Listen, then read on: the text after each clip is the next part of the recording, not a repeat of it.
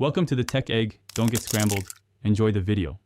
In this video, I will explain how to use jump leads safely. First, gather your jump leads, gloves, and eye protection. Position the working vehicle close enough so the leads can reach both batteries, but do not let the vehicles touch.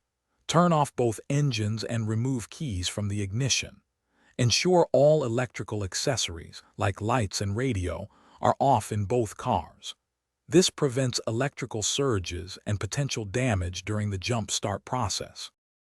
Now, let's connect the red, or positive, jump lead.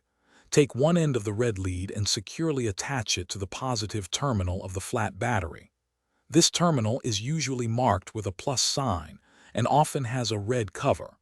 Then, take the other end of the red lead and connect it to the positive terminal of the working vehicle's battery.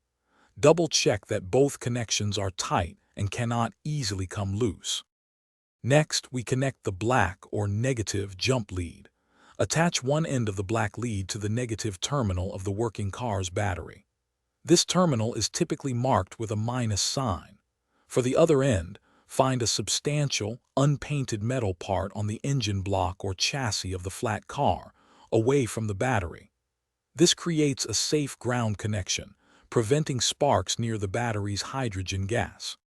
With all leads connected, start the engine of the working vehicle and let it run for about 5 to 10 minutes.